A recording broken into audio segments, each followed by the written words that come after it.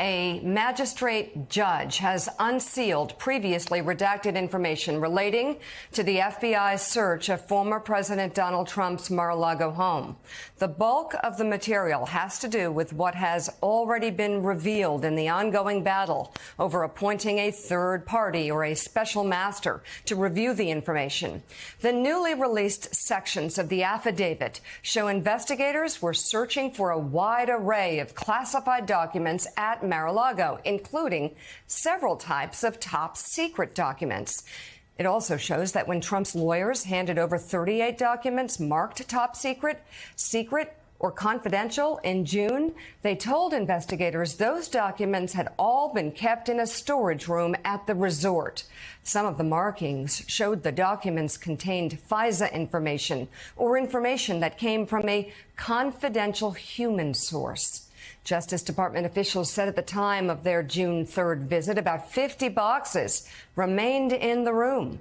According to DOJ court filings, investigators said Trump's lawyers would not let them look inside the boxes during the visit.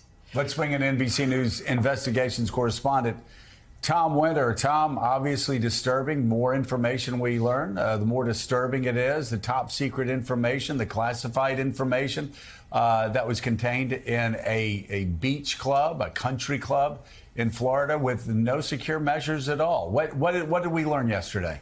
Well, not only that, but I think we're now starting to get a little bit of a clearer sense of the timeline here, Joe, as far as what was represented to the Justice Department and when by Trump's own representatives. And on top of that, we got some additional detail about the timing of the request for surveillance video from the Trump Organization and obviously from Mar-a-Lago. And I think that's an interesting development. You know, a search warrant doesn't have to contain all the steps that the FBI took and the Justice Department took in the course of putting together their investigation. They just have to prove to the judge that there's probable cause or reason enough to execute that search warrant and get those materials because there's been a violation of law. And I think one of the interesting things, just get the search warrant in front of me, is that there's a period of time between when they go to Mar-a-Lago in early June of this year and then in late June of this year where the FBI agent says the Justice Department has advised me that there are security cameras in the vicinity of this storage room in the basement of Mar-a-Lago, which we're looking at, and that they serve a subpoena on the Trump Organization for copies of that and are provided a hard drive on July 6th. So the timing there is about a week or two between when they ask for these documents through a grand jury subpoena and then, as you see on the screen, when the Trump Organization gave the FBI a hard drive. The rest of what follows that is completely redacted, really only about 9 paragraphs yesterday.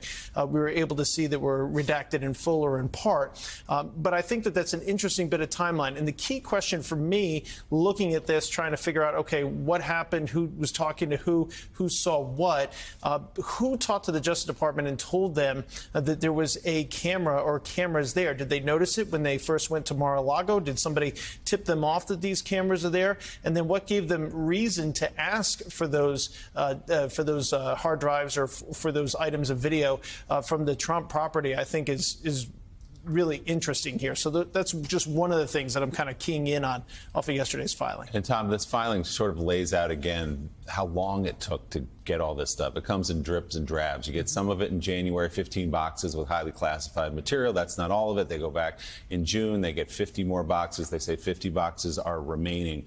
Does this get at it all to just show you that the Justice Department might be pursuing obstruction in some way, which is to say the National Archives asked for more than a year. And even when the FBI went in to get what they needed, they couldn't get it all because the Trump team wouldn't hand it over. I think that was one of the key revelations from yesterday's filings, the fact that they laid out all the steps that they took. So we have some additional detail on that. I think the other thing that they put in, and I think this is noteworthy, that they were provided a certification letter, as they call it, from an unnamed individual, too, who said, based on the information that has been provided to me, this is what this individual is saying in this letter, I am authorized to certify that, one, we've searched everything.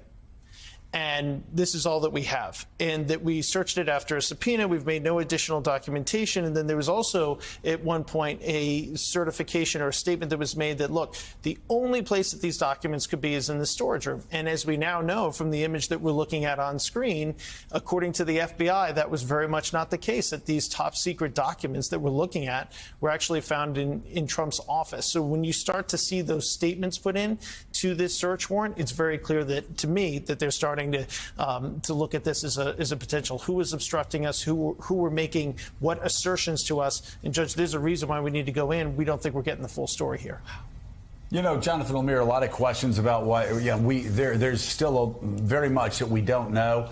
But based on the fact pattern that's out there right now, and the press, the fact pattern that really all sides have admitted to, one charge, potential charge, really does seem more obvious than others even right now, and that is just flat out obstruction of justice, lying, claiming that you'd given back all of the top secret documents, all the documents that Trump had stolen from the White House, a government building, and taken down to Mar-a-Lago. They just lied about it and lied to the FBI about it. Any other, again, let's just keep it to the standard of, no man is above the law. Anybody else would have been in jail for doing that. It's just that simple. Yeah. Yeah, legal experts have zeroed in on the obstruction possibility. Joe, you're right about that. The lawyers said everything was returned. It wasn't. Lawyers said everything was in a secure spot in the Mar-a-Lago. It wasn't. Stuff was found in Trump's desk in the 45 office. So there was all sorts of suggestions there that they simply were not truthful with investigators. And Admiral Saritas, though, I want to get you on the other possible charge here, and that's the mishandling of this information. You spoke pretty powerfully when we had you on a couple weeks ago talking about your own experiences with classified information. And we want to know if, what sort of precedent are you concerned about here, where there is, we as much as no man is above the law, we know that. There is a sense, even from some Democrats, who worry about what it would look like if a post-president, was charged with a crime for something like this. What would be the fallout? What would your concern, though, if that doesn't happen? Yeah, I'm going to take the flip side of that concern and say, as Supreme Allied Commander of NATO, every day at 10 o'clock, I was handed the president's daily intelligence brief, and I would dutifully go through it physically there and then hand it right back to the officer who had brought it to me. And if you let anyone skate through those procedures, you weaken all of us, because the incentives to protect those documents so closely continue because of consequences that individuals see. And it does not matter who you are, where you are in that chain of command. Hey, last thought here. Tom's excellent reporting mentions sources. Boy, does that make my hair on the back of my neck, which is the only place I have hair anymore, stand up. And the point is, think about how that is received in Paris, in Berlin, in Tokyo, in Canberra. Do you think those nations are going to want to share information with us anymore? Do you think they're going to want to tell us what is happening in their domestic political domain with the Russian intrusion? Probably not, if they think that intelligence is going to be scattered into the winds. Big mistake for the United States. The way we protect documents and secrets and security protects our reputation in a real way. Not just respect, people trusting the United States. Former NATO Supreme Allied Commander James Stavridis, thank you very much. And NBC's Tom Winter, thank you as well for your reporting.